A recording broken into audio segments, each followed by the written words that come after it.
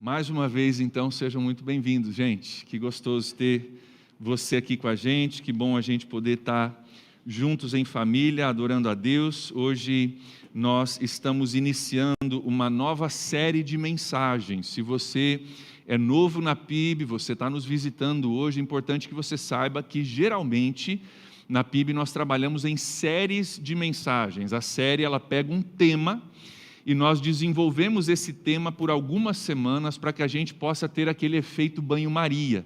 Quando você pega um tema e você fica nele, você fica remoendo e lê o que mais a Bíblia tem a dizer, a gente vai lendo cada semana mais versículos, a gente vai crescendo no nosso entendimento a respeito dos temas que nós tratamos. Nós encerramos na semana passada ou anterior, nós encerramos uma série chamada Reino dos Céus, onde nós falamos, se não me engano, foram durante 11 semanas, sobre textos na Bíblia, onde Jesus fala sobre o reino dos céus. Foi um estudo que nos ajudou a entender um pouco mais desse conceito, e hoje nós estamos começando uma nova série chamada Desmistificando a Santidade, que é baseada num livro chamado O Impacto da Santidade. Esse livro aqui, o livro do pastor Luciano Subirá, da comunidade Alcance, lá em Curitiba.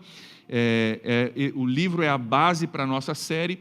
Nós mudamos um pouquinho o nome da série de O Impacto da Santidade para Desmistificando a Santidade, porque eu creio que é isso que vai acontecer durante esse tempo. Nós também distribuímos para você um material físico, você deve ter recebido aí.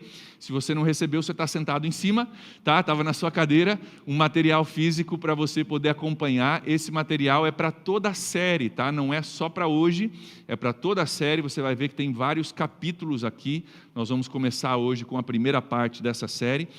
Quero lembrar você também que esse material também está disponível no aplicativo da igreja, tá? Se você tem o aplicativo da PIB, esse material está disponível em PDF no aplicativo. Você só entra no aplicativo, vai em materiais, e no materiais você vai encontrar esse material lá também, para o pessoal que está em casa assistindo e não está aqui para pegar a sua cópia física.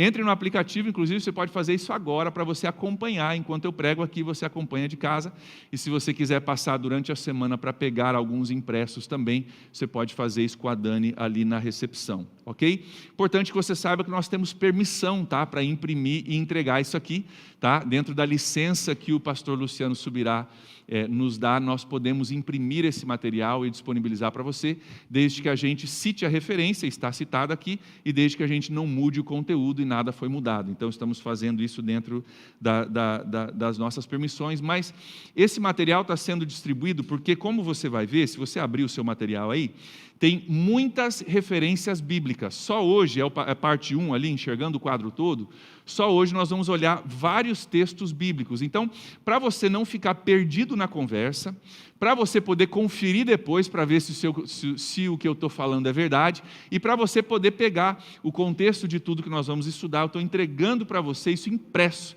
para você não se preocupar em anotar, você não se preocupar em lembrar, e também tem na parte de trás algumas anotações também, alguns lugares para você fazer anotações, se assim você quiser fazer, ok?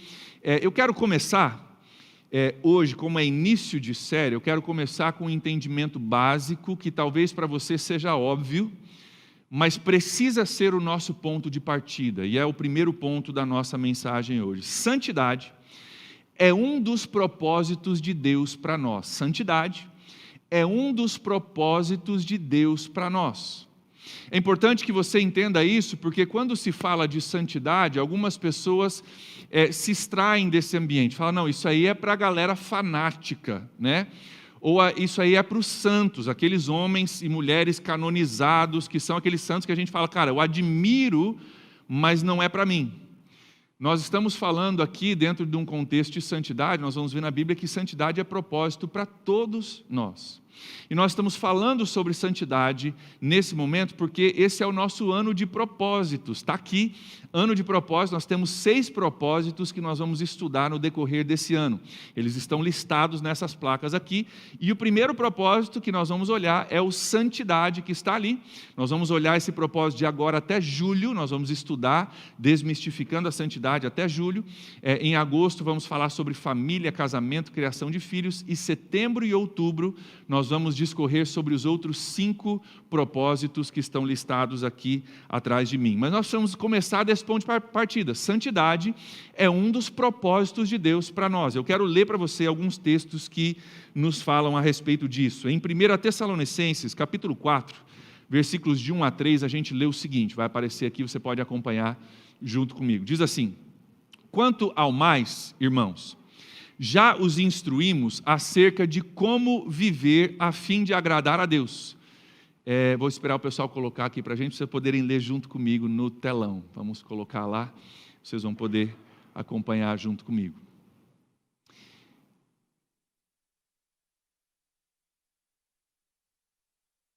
Ou se não, a gente só lê, se não estiver preparado. Segue em frente? Segue em frente. Então, vou ler para vocês, depois vocês podem conferir. Quanto ao mais, irmãos, já os instruímos acerca de como viver a fim de agradar a Deus. E, de fato, assim vocês estão procedendo.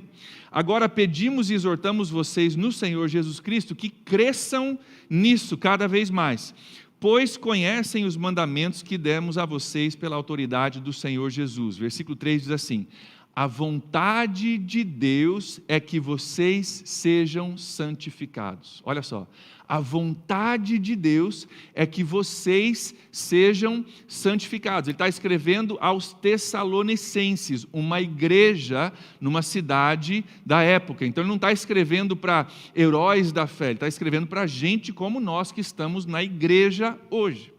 Outro versículo, 1 Pedro capítulo 1, versículos 15 e 16, fala a mesma coisa, diz o seguinte: mas assim como é santo aquele que os chamou, sejam santos vocês também em tudo o que fizerem. Versículo 16, pois está escrito, sejam santos, porque eu sou santo.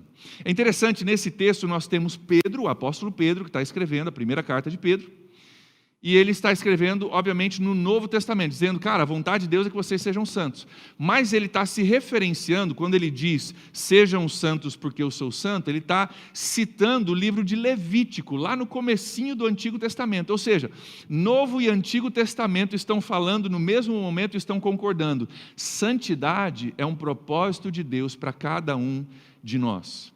Agora, o assunto de santidade é um assunto que divide opiniões, porque para alguns, talvez você nunca estudou esse assunto, talvez para você, santidade, como eu falei, tem a ver com aqueles santos que a gente reverencia, mas não temos conexão com eles. Santos talvez tenha a ver com os heróis da Bíblia, mas nada a ver contigo, e talvez você não tenha muita referência para falar de santidade, você não sabe, né, a não ser que às vezes chamam o Papa de sua santidade, né? Você sabe dessa santidade, mas você nunca estudou o conceito bíblico de santidade. Se você não tem muito conceito, eu até diria que bom para você, porque a gente consegue começar e construir a partir da Bíblia um conceito bíblico, que é o que nós vamos fazer durante essa série. Mas para outros, santidade, ele vem com uma conotação e com um peso um pouco complicado. Muitos foram ensinados um conceito de santidade a partir de uma visão legalista. Uma visão que cria uma lista interminável de regras que a gente precisa seguir para ser santos, e uma legalidade que ensina que o amor de Deus está condicionado sobre a minha capacidade de seguir essas regras. Ou seja, que o amor de Deus é um amor condicional, e se eu não seguir as regras, ele solta um raio lá de cima na minha cabeça e me torra tudo. E aí a gente vive a santidade como se fosse, né, uma coisa, meu Deus, eu preciso seguir essa lista, e eu preciso dizer uma coisa para você, essa não é a santidade que a Bíblia ensina. Se você foi ensinado isso, se você foi criado num ambiente legalista, cheio de regras, isso não é o que a Bíblia ensina. E nós vamos falar sobre isso nas próximas 9 semanas. Mas existe um outro grupo ainda, que é um grupo que talvez por reagir a esse legalismo que por tanto tempo foi ensinado nas igrejas do Brasil, foram para o outro extremo. Esse grupo, então, eles acabam dizendo que, cara, santidade não é tão importante assim. Porque afinal a graça de Deus nos basta e a gente vai levando e é assim mesmo e tal, e eles acabam minimizando uma coisa que a Bíblia diz que é importante.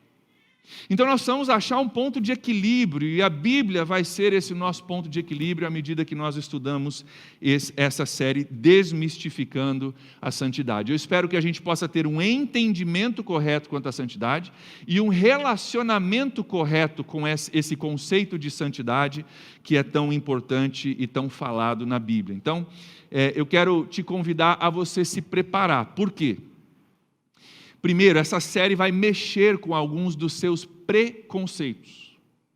Você sabe o que é um preconceito? É um pré-conceito, né? É um conceito que você já carrega, que te foi ensinado em algum momento, e talvez você vai enxergar durante essa série que algumas coisas vão mexer contigo. Talvez você vai se retorcer na tua cadeira e dizendo, mais, se eu pudesse falar com o pastor, eu brigava com ele agora. Por quê? Porque muitas vezes nós somos ensinados alguns conceitos simplistas a respeito da vida cristã e a respeito do que a Bíblia diz. A gente é ensinado um conceito que até no primeiro momento, quando a gente está começando na fé, até é útil, até é bom, porque é fácil da gente entender, mas que não comunica a inteireza do que a Bíblia tem a dizer sobre o assunto. E muitos de nós fomos ensinados conceitos simplistas sobre a santidade, que serviu lá no comecinho, quando você estava só começando a entender algumas coisas, mas agora a gente precisa crescer, a gente precisa amadurecer, a gente precisa aprender algumas coisas a mais. Então essa série vai mexer contigo.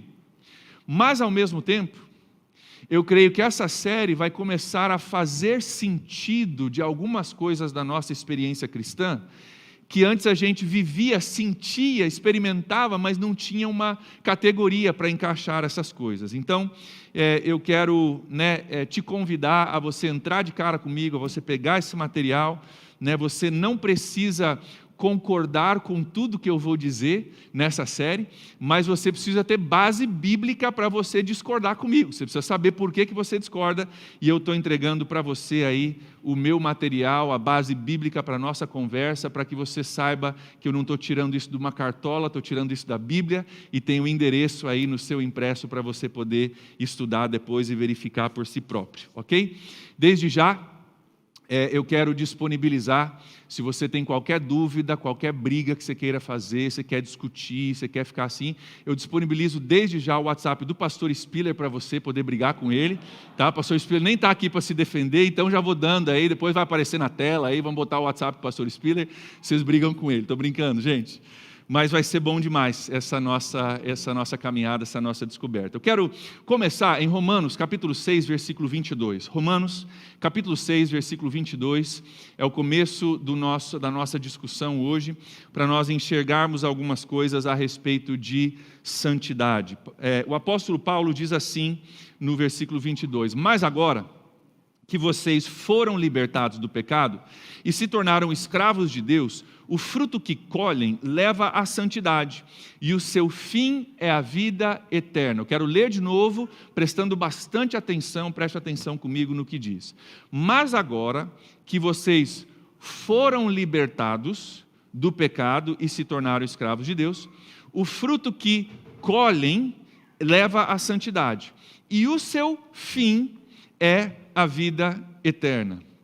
Textos como esse texto têm feito com que teólogos dividam a nossa caminhada cristã em 3 categorias. É muito comum, talvez você foi ensinado isso, como eu fui ensinado, é muito comum dizer que existe a salvação, a santificação e a glorificação. Alguém já ouviu isso? Salvação, santificação, glorificação. Algumas mãos estão se levantando. Salvação, eles ensinam, aquele dia em que você aceitou Jesus, você pediu perdão pelos seus pecados, convidou Ele a entrar no seu coração como Senhor e Salvador. É um momento único, é um dia que você aceitou Jesus, aconteceu no passado e está pronto. Você foi salvo. Aquilo é salvação, se resume a aquele momento. E eles ensinam então que a partir daquele momento entramos no segundo processo, que é o processo de santificação. E eles dizem, não é um momento, é um processo, é uma caminhada de santificação onde nós estamos sendo trabalhados por Deus, e é o processo presente que nós estamos. E aí dizem que a glorificação tem a ver com irmos para a glória, quando um dia, ou pela nossa morte, ou pela segunda vinda de Jesus, nós então veremos o fim e seremos glorificados, está no nosso futuro. Mas quando a gente lê a Bíblia, não é tão simples assim. Salvação, glorificação, santificação, glorificação. Não está tão fácil de dividir as coisas dessa forma. E o que nós vamos ver é que quando a gente lê a Bíblia de forma mais abrangente, o que a Bíblia diz sobre esse assunto, nós vamos ver é que a Bíblia não faz uma separação tão clara entre salvação e santificação. Não é tão simples como naquele dia você foi salvo e acabou, foi aquele momento e você agora está num processo somente de santificação. Na verdade, a Bíblia nos ensina que salvação e santificação andam juntas. Estão muito mais interligadas do que a gente pode imaginar. Ou como diz o texto, Romanos 6:22, diz que o fruto da salvação que vocês escolhem é a santidade. Mas veja que a santidade é o fruto de uma árvore que é a salvação, está ligado uma coisa na outra. Não são coisas distintas e separadas como muitas vezes nós somos ensinados. E o que nós vamos ver nessa série é que uma etapa da nossa santificação acontece no dia que você pede perdão pelos seus pecados e convida Jesus para entrar na sua vida. Naquele dia acontece uma etapa da santificação, sim. E na nossa caminhada, na nossa jornada da fé, acontece uma outra etapa da santificação. E que um dia, quando Jesus voltar ou a morte chegar para nós vamos ter uma terceira etapa da nossa santificação que vai acontecer também. A gente poderia dizer a etapa inicial, que acontece quando você aceita Jesus, a etapa do meio, que é a caminhada com Cristo, e a etapa final, quando nós somos finalmente tirados desse mundo e levados para a presença de Jesus. Tudo isso faz parte de um processo de santificação que Deus tem para nós. E eu estou começando com Romanos capítulo 6, porque o tema nosso nessa noite, onde a gente quer começar, é enxergando o quadro todo. A gente quer enxergar o quadro todo do propósito de Deus para nós, da santificação. E para isso a gente precisa ler um pouquinho, precisamos aprender algumas coisas. Entre eles, um dos princípios que a gente precisa aprender é que Romanos 6:22 que a gente leu, não sei se você prestou atenção, mas tem os 3 tempos verbais. Você percebeu? Os 3 tempos verbais aparecem nesse versículo a respeito do trabalho de Deus em nós. Diz que nós fomos, no passado, libertados do pecado, passado. Nós colhemos o fruto, presente. E o fim é a vida eterna, futuro. Você percebeu? Tem passado, presente e futuro nesse versículo falando da obra de Deus. Falando que aquilo que Deus faz tem passado, tem presente e tem futuro. Alguns verbos são conjugados, na Bíblia, nós vamos ler alguns exemplos, são conjugados, na verdade, dizendo que nós fomos salvos. Outros textos vão dizer que nós somos salvos e estamos sendo salvos. Outros textos dizem que nós seremos salvos. Existem textos falando sobre salvação e santificação, tanto no passado, tanto no presente, quanto no futuro. E aí você pergunta, pastor, quem que está certo? É passado, é presente ou é futuro? E o que nós vamos ver na Bíblia é que todos os 3 estão certos. E que o processo de santificação, ele envolve o passado, envolve o presente e envolve o futuro. Todos os 3 estão certos. No seu impresso e também no aplicativo, nós vemos alguns versículos que nos remetem a isso. Eu quero ler os versículos, eles também estão no seu impresso, vão aparecer no telão. Versículos que falam sobre o passado, sobre a obra de Deus em nós no passado. Atos capítulo 15, versículo 11 diz assim, diz que nós fomos salvos. Estou lendo da Almeida Revista Atualizada, que é o que está no seu impresso. Depois nós vamos ler de outras traduções também. Diz assim, mas nós cremos que fomos salvos pela graça do Senhor Jesus Cristo, como aqueles também o foram. Fomos salvos, passado. Algumas traduções, como a NVI, traduzem esse versículo falando do presente, mas deixa eu citar um outro exemplo para você. Efésios 2:8, acho que esse não está no seu texto aí, diz assim, pois vocês são salvos pela graça, por meio da fé, isso não vem de vocês, é dom de Deus. Existem versículos que falam da salvação como uma coisa no passado, aconteceu, fechou, acabou, vira a página. Outros textos falam da salvação muito mais no presente. Olha comigo, 1 Coríntios, capítulo 1, versículo 18. Vou ler da Almeida Revista Atualizada e depois da NVI. Certamente a palavra da cruz é loucura para aqueles que se perdem, mas para nós que somos salvos, é o poder de Deus. Agora lendo essa na NVI, que é a tradução que a gente normalmente usa aqui na PIB, diz assim, pois a mensagem da cruz é loucura para os que estão perecendo, mas para nós que estamos sendo salvos, é o poder de Deus. Você viu? Estamos sendo salvos. Já começou um processo. Já começou. Mas nós estamos no processo ainda, e o processo tem uma conclusão final. Agora um versículo que fala a respeito do futuro. Em Romanos capítulo 5, versículo 10, nós vemos que nós seremos salvos. Olha só, versículo 10 diz: se quando éramos inimigos de Deus, fomos reconciliados com Ele, mediante a morte do seu Filho, quanto mais agora, tendo sido reconciliados, seremos salvos por sua vinda. Nós já fomos reconciliados, mas ainda seremos salvos pela sua vinda. Como que funciona esse negócio de já foi, mas não é ainda? E estou no processo ainda. Como que funciona isso? O que eu quero que você veja aqui é que a Bíblia relata a experiência de salvação e a experiência de santificação como abrangendo todos os tempos verbais: passado, presente e futuro. Nós precisamos fazer o que o tema dessa noite diz: enxergar o quadro maior. Nós precisamos expandir o nosso pensamento e as nossas caixinhas teológicas para a gente entender que uma parte já aconteceu sim, e eu não estou fazendo isso para você duvidar da sua salvação do que já aconteceu no passado, não é isso. Uma parte já aconteceu, outra parte a Bíblia diz que está acontecendo, e outra vai acontecer ainda. Vai acontecer ainda. Agora, para os teólogos de plantão, que estão pensando: pastor, mas tem esse versículo, mas pastor, relaxa um pouquinho. Nas próximas semanas, nas próximas 4 semanas, nós vamos olhar o que já aconteceu no passado, o que está acontecendo no presente e o que vai ainda acontecer no futuro, cada semana dedicada a um tempo verbal, com versículos e mais versículos e mais versículos, para poder te ajudar a entender aquilo que eu estou falando aqui. Ok? Mas meu desejo hoje é de criar esse conceito para nós e, honestamente, de quebrar algumas caixinhas teológicas que às vezes nos entregaram, dizendo: a salvação foi aquele dia em 1997 que você entregou sua vida para Jesus, ali foi a salvação. Essa caixinha fechou e agora tem outra caixinha aberta. Não é bem assim na Bíblia. Então quero quebrar algumas caixinhas teológicas e te convidar a ver o que a Bíblia tem de fato a dizer. Eu acho que essa exploração que nós vamos fazer do tema de santidade e de salvação vai desmistificar algumas coisas e vai nos ajudar a fazer sentido de algumas experiências que nós temos na nossa vida cristã, que às vezes não cabem nessas caixinhas teológicas. Deixa eu dar um exemplo para você do que eu estou falando aqui. Um exemplo do meu casamento. Eu e a Julie vamos celebrar 20 anos de casados, dia 21 de julho desse ano. Estamos chegando numa data significativa, 20 anos.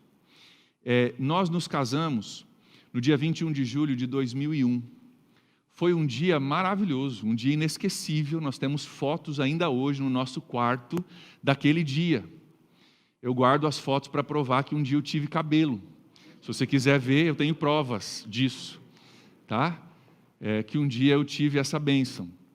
Mas esse dia foi maravilhoso para mim e para a Julie, foi inesquecível. O avô da Julie foi quem celebrou o nosso casamento, ele tinha 82 anos, né? Foi um privilégio tremendo. Vieram meus pais do Brasil, nós casamos nos Estados Unidos, vieram amigos, foi um dia repleto de música, de celebração, de gratidão a Deus. Cara, foi incrível o dia 21 de julho de 2001.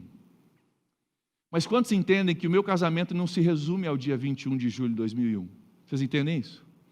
Que lá começou algo maravilhoso, mas isso continua agora há 20 anos crescendo e progredindo. Eu estou no presente hoje vivendo esse casamento que começou no passado, e eu e a Julie nós estamos vivendo hoje um momento maravilhoso no nosso casamento. Assim como o dia foi maravilhoso, hoje está melhor ainda.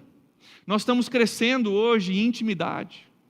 Nós estamos crescendo hoje em maturidade, nós temos um relacionamento muito mais maduro do que no começo, depois de 20 anos. Nós estamos crescendo hoje em interdependência como casal. E eu posso te dizer, e quero falar isso publicamente, honrar minha esposa, que ela está se tornando melhor, mais linda, mais especial, mais amável a cada ano que passa. Eu falo isso para honrar minha esposa e para fazer um gancho. Que no nosso relacionamento com Jesus, a cada ano que passa, Ele deve se tornar mais lindo, mais especial, mais amável, mais incrível, mais precioso para você na sua caminhada da fé, assim como é num casamento.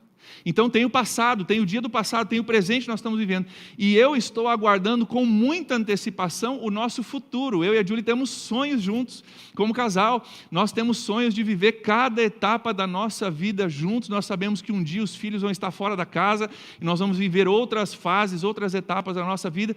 Então o meu casamento, ele teve um passado maravilhoso. Eu louvo a Deus por aquele dia. Ele tem um presente onde nós estamos crescendo, amadurecendo, melhorando, se curtindo. E o futuro é ainda mais brilhoso, a gente olha para o futuro com expectativa. Quantos entendem a relação desse exemplo com a nossa vida da fé?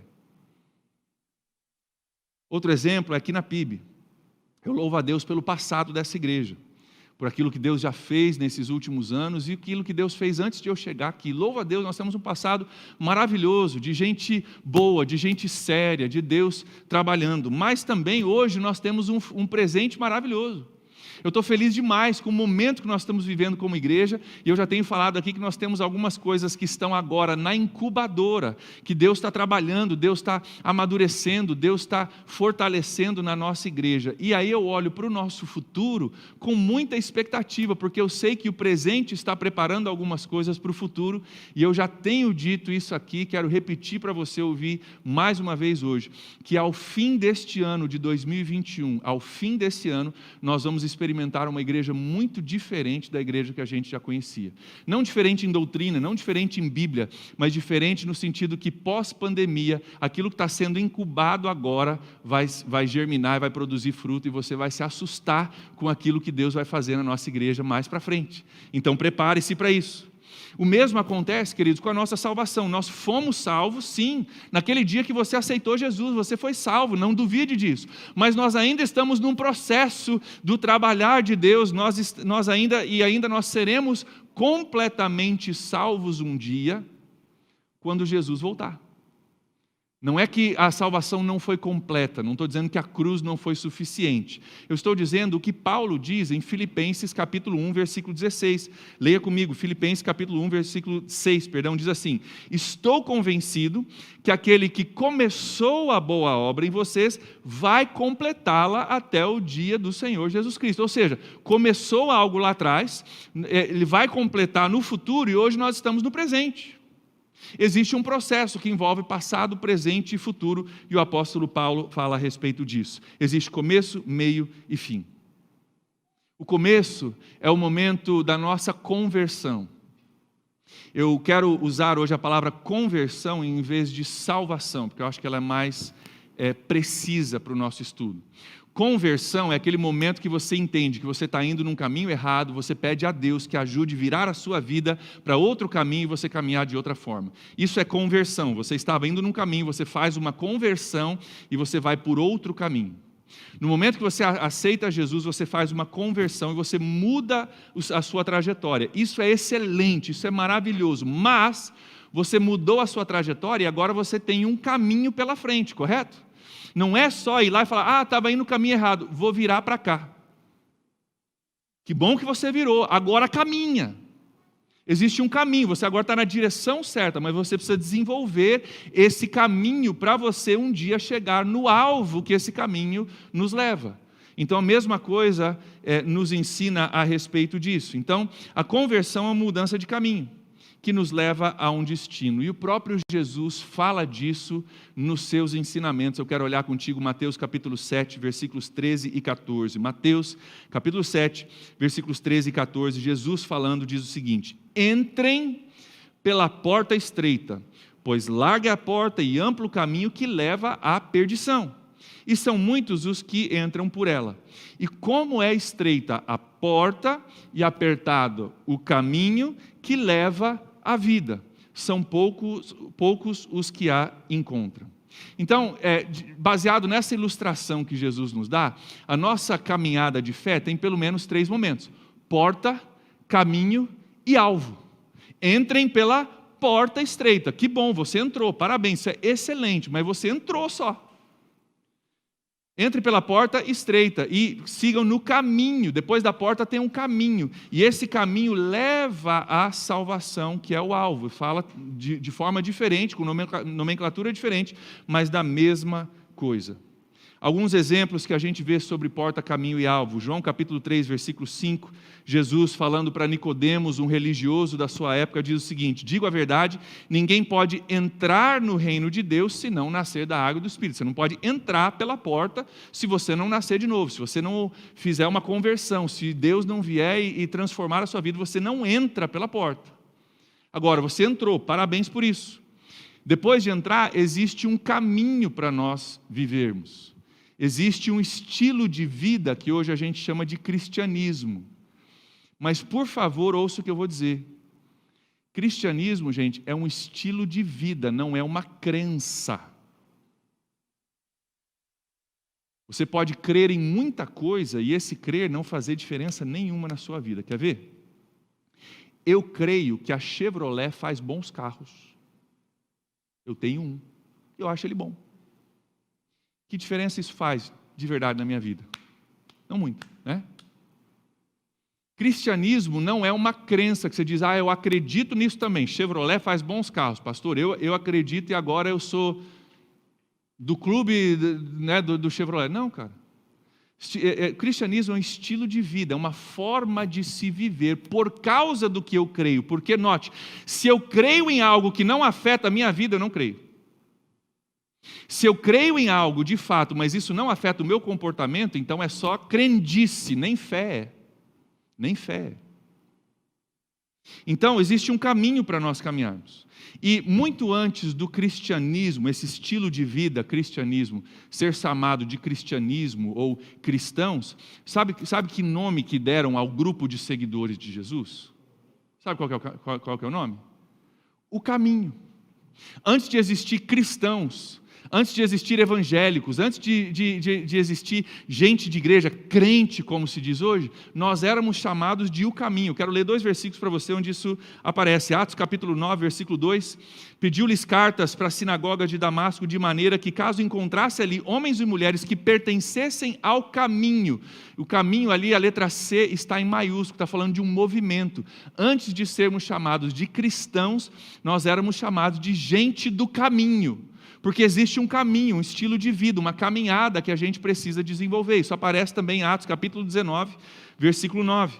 Diz assim: mas alguns deles se endureceram e se recusaram a crer, e começaram a falar mal do caminho diante da multidão. Então, nós vemos que essa ideia de ser cristão hoje, muito antes de sermos chamados de cristãos, éramos chamados de gente do caminho. Existe um caminho para a gente caminhar. Eu quero que você note aqui uma coisa. É caminho, gente, não é estacionamento.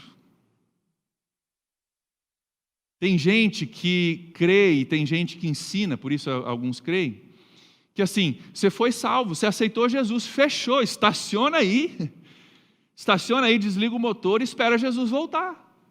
Estacionou. Não, gente, a Bíblia ensina que existe um caminho. Você entrou pela porta, maravilhoso, cara, que dia especial, tem que celebrar mesmo, mas agora existe um caminho para você caminhar, não é estacionamento, não é somente esperar Jesus voltar, é caminhar dentro dessa fé que a gente professa. Existe um caminho.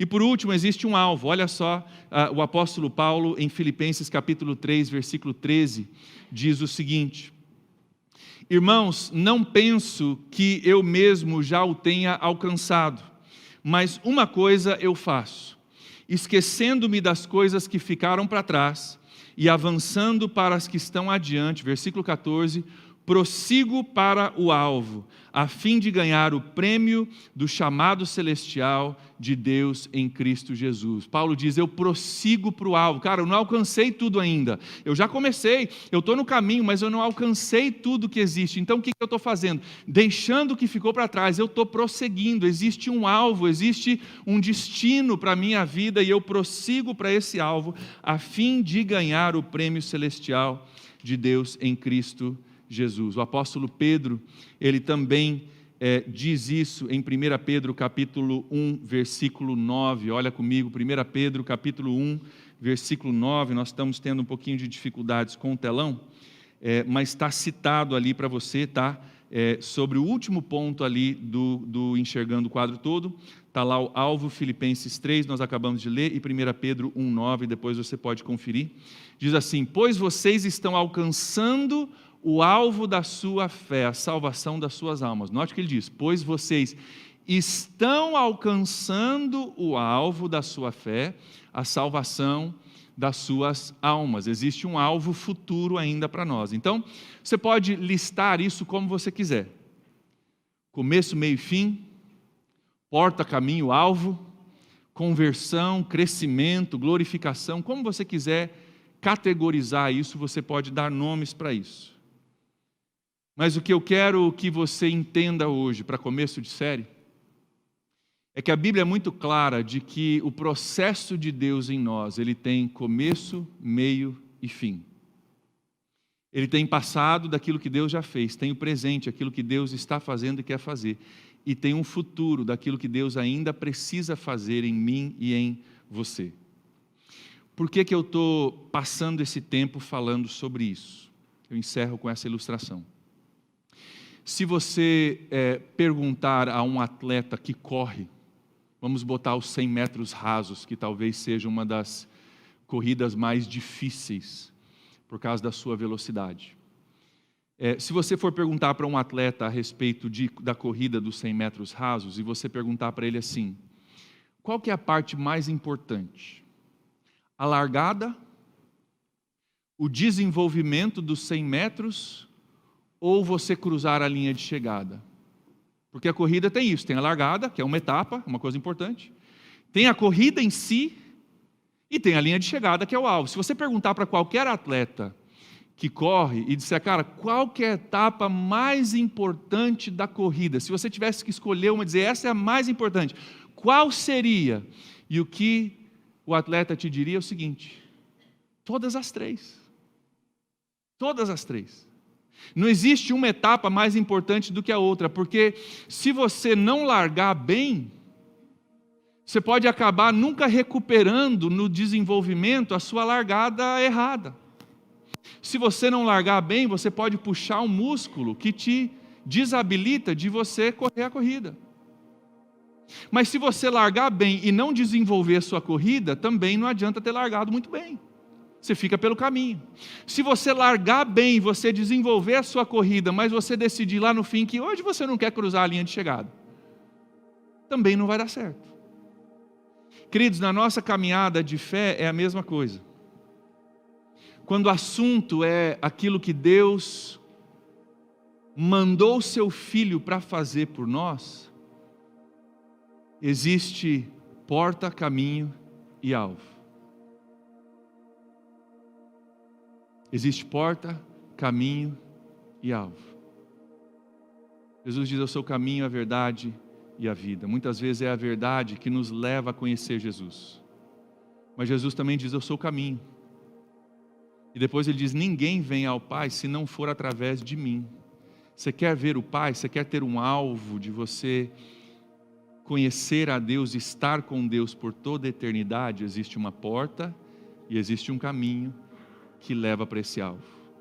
A nossa vida com Deus não é diferente disso. Existe uma largada.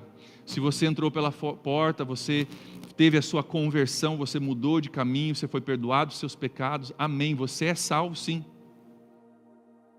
Mas ainda existe um processo de desenvolvimento, ainda existe um processo de crescimento, ainda existe um processo de aceleração, ainda existe um processo super importante que está acontecendo para a maioria de nós agora. Nós estamos nesse processo de desenvolvimento da nossa caminhada para que a gente possa chegar lá na frente, na linha de chegada, quando daí o trabalho acabou. Quando o atleta cruza a linha de chegada, certo? Ele agora só desacelera e se prepara para receber o prêmio. É isso que Paulo diz. Cara, eu corro, eu prossigo para o alvo, para receber o prêmio. Cara, eu não alcancei ainda, mas eu estou correndo, porque eu entendo que vai chegar um dia onde o esforço acabou e só me resta o prêmio que Deus tem para mim. Deus tem algo para fazer em mim e em você em cada uma dessas fases. E nas próximas semanas nós vamos estudar separadamente cada fase, e o que Deus está fazendo em cada fase, para que a gente possa expandir o nosso entendimento sobre a obra de Deus em nossas vidas. Nós vamos estudar cada uma dessas. Nesse ano de propósitos, o que nós queremos fazer é desenvolver, nós queremos acelerar, nós queremos continuar. Nós falamos isso na nossa série no ano passado sobre discipulado. Nós falamos que a salvação em Jesus, quando você entrega a sua vida para Jesus, não é a linha de chegada, é o ponto de partida, certo? A gente diz, cara, parabéns, você começou, agora corre, agora vai, agora vem com a gente, vamos juntos, porque existe toda uma caminhada pela frente. Nós vamos estar olhando isso, nós queremos desenvolver o nosso entendimento e a nossa caminhada nesse ano. Eu creio que Deus vai nos usar, e vai usar essa série, para nos ajudar a enxergar tudo aquilo que Ele tem para nós. Quero pedir que você feche seus olhos comigo, eu quero orar.